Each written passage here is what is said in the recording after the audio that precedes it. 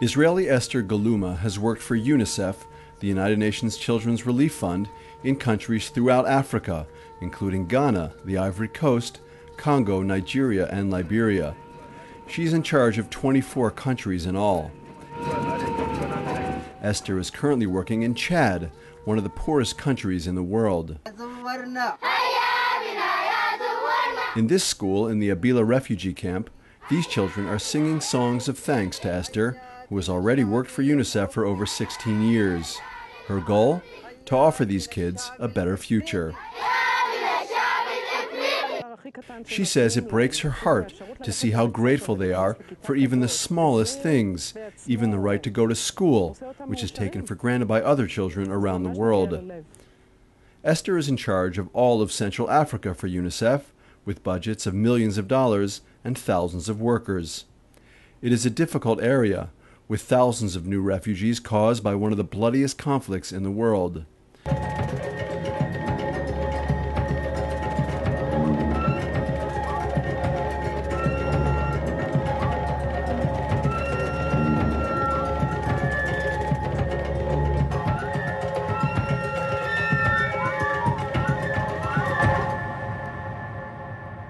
250,000 people were murdered or died as a result of hunger over the past 4 years alone in the Darfur region of Sudan, a result of the ongoing conflict between Arab and African Muslim tribes over control of the local territory.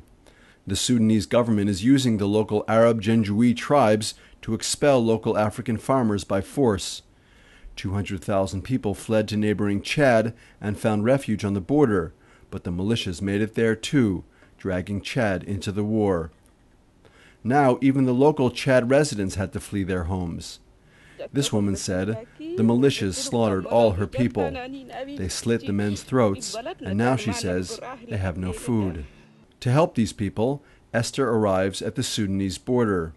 The UN convoy also has to make it through rough terrain to arrive at the site, the new home for some 400,000 refugees. Okay, welcome aboard the flight to Gosbeira. We don't expect any bad weather. It might be a bit bumpy due to the wind. Ahmed, a resident of the camp, has 10 children and 2 wives and bitter memories. He says the militias would kill you and take your cattle. Darfur, he says, is burning like fire. Now in Chad, his family survives thanks to the help of the UN Relief Organization. He says even in Chad, he was captured and beaten. This is a newborn baby whose mother doesn't have enough milk to feed him. This girl says the militias killed her parents and all her siblings. In this refugee camp's Center for Treating Malnourished Children, the kids are fed with milk supplies brought by Esther and her organization. Okay.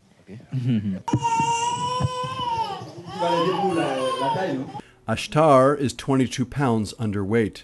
Many of these children won't make it past the age of 5. How old is she?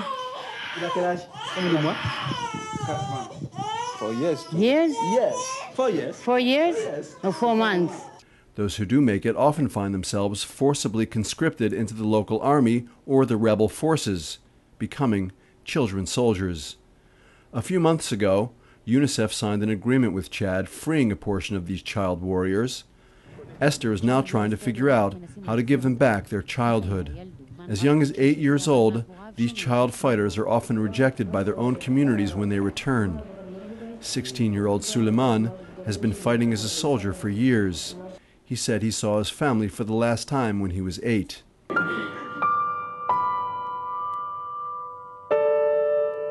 Their longings for their missed childhood come out in their drawings. There's always a military presence in their pictures. For many of them now, it is the first time they have ever learned to read and write.